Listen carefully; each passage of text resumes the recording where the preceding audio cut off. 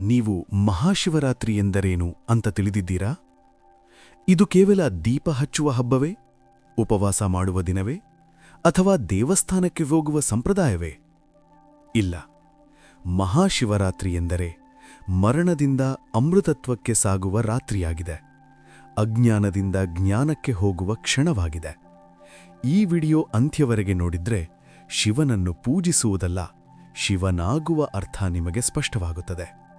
ಓಂ ಹರ ಹರ ಮಹಾದೇವ. ಶಿವ ಎಂದರೇನು? ನಾವು ಶಿವನನ್ನು ಸಾಮಾನ್ಯವಾಗಿ ಹೀಗೆ ನೋಡುತ್ತೇವೆ: ತ್ರಿಶೂಲ ಹಿಡಿದ ದೇವರು, ಕೈಲಾಸದಲ್ಲಿ ಕುಳಿತ ಯೋಗಿ, ಭಸ್ಮ ಧರಿಸಿದ ತಪಸ್ವಿ. ಆದರೆ ಪುರಾಣಗಳು ಹೇಳುವ ಶಿವ ಬೇರೆ. ಶಿವ ಎಂದರೆ ಶುಭ. ಶಿವ ಎಂದರೆ ಶುದ್ಧ ಚೈತನ. ಅವನು ದೇವರಲ್ಲ, ಅವನು ತತ್ವ. ಶಿವೋಹಂ ಅಂದರೆ ನಾನೇ ಶಿವನೇ. ಮಹಾಶಿವರಾತ್ರಿ ಎಂದರೇನು? ಪ್ರತಿ ತಿಂಗಳು ಶಿವರಾತ್ರಿ ಬರುತ್ತದೆ, ಆದರೆ ಫಾಲ್ಗುಣ ಮಾಸದ ಶಿವರಾತ್ರಿ ಮಾತ್ರ ಮಹಾ. ಯಾಕೆ? ಏಕೆಂದರೆ ಈ ರಾತ್ರಿಯಲ್ಲಿ ಭೂಮಿಯ ಶಕ್ತಿ ಅತ್ಯಂತ ಜಾಗೃತವಾಗಿರುತ್ತದೆ. ಧ್ಯಾನಕ್ಕೆ, ಸಾಧನೆಗೆ ಪ್ರಕೃತಿ ಸಹಕಾರ ನೀಡುತ್ತದೆ. ಇದು ಹಬ್ಬವಲ್ಲ, ಇದು ಆತ್ಮ ಸಾಧನೆಯ ಅವಕಾಶ. ಪೌರಾಣಿಕ ಕಥೆ. ನೀಲಕಂಠ. ಸಮುದ್ರ ಮಥನದ ವೇಳೆ ಹಾಲಾಹಲ ವಿಷ ಹೊರಬಂದಾಗ ಸಂಪೂರ್ಣ ಸೃಷ್ಟಿಯೇ ನಾಶವಾಗುವ ಸ್ಥಿತಿ. ಆ ಸಮಯದಲ್ಲಿ ಶಿವನು ವಿಷ ಕುಡಿಯುತ್ತಾನೆ. ಆದರೆ ಗಮನಿಸಿ, ನುಂಗುವುದಿಲ್ಲ, ಕಂಠದಲ್ಲೇ ಹಿಡಿದುಕೊಳ್ಳುತ್ತಾನೆ.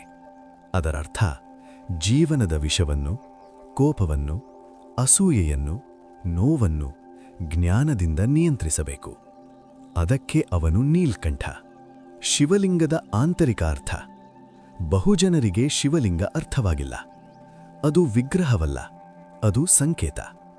ಶಿವಲಿಂಗ ಎಂದರೆ ಆರಂಭವಿಲ್ಲದ ಸತ್ಯ, ಅಂತ್ಯವಿಲ್ಲದ ಚೈತನ.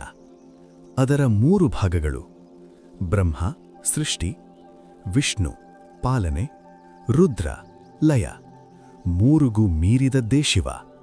ಮಹಾಶಿವರಾತ್ರಿ ಯಾಕೆ ರಾತ್ರಿಯಲ್ಲಿ? ಯಾಕೆ ಹಗಲಲ್ಲ? ಯಾಕೆ ಕತ್ತಲಲ್ಲಿ? ಏಕೆಂದರೆ ಶಿವನು ಶಬ್ದದಲ್ಲಿಲ್ಲ, ಅವನು ಮೌನದಲ್ಲಿದ್ದಾನೆ. ರಾತ್ರಿ ಎಂದರೆ ಮೌನ, ಅಂತರ್ಮುಖತೆ, ಧ್ಯಾನ. ಶಿವನು ತಪಸ್ವಿ, ಅವನು ಶಾಂತಿಯಲ್ಲಿ ಸಿಗುತ್ತಾನೆ. ಜಾಗರಣೆ ಮತ್ತು ಉಪವಾಸದ ಅರ್ಥ. ಜಾಗರಣೆ ಎಂದರೆ ನಿದ್ರೆ ಮಾಡದೇ ಇರುವುದಲ್ಲ, ಅಂದರೆ ಅಜ್ಞಾನದಿಂದ ಎಚ್ಚರವಾಗುವುದು. ಉಪವಾಸ ಎಂದರೆ ಹಸಿವಲ್ಲ, ಅನಗತ್ಯ ಆಸೆಗಳಿಂದ ದೂರ ಹೋಗುವುದು.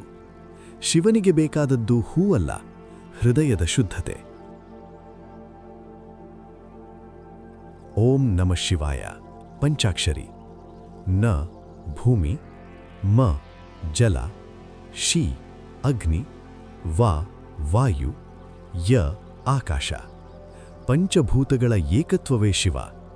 ಈ ಮಂತ್ರ ಜಪ ಮಾಡಿದಾಗ ಮನಸ್ಸು ಮೌನವಾಗುತ್ತದೆ, ಆತ್ಮ ಮಾತನಾಡುತ್ತದೆ.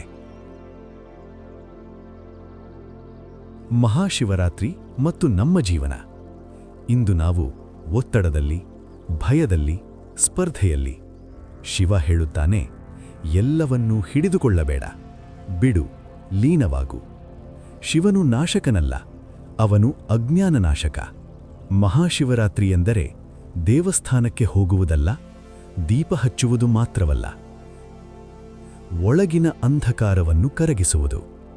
ಈ ಒಂದು ರಾತ್ರಿಯಲ್ಲಿ ಸ್ವಲ್ಪ ಮೌನವಾಗಿರಿ, ಸ್ವಲ್ಪ ಒಳಗೆ ನೋಡಿ. ಅಲ್ಲಿ ಯಾವುದೇ ರೂಪವಿಲ್ಲದೆ ಒಂದು ಶುದ್ಧ ಚೈತನ್ಯ ನಿನ್ನನ್ನು ಭೇಟಿಯಾಗುತ್ತದೆ. ಅದೇ ಶಿವ. ಓಂ ಹರ ಹರ ಮಹಾದೇವ.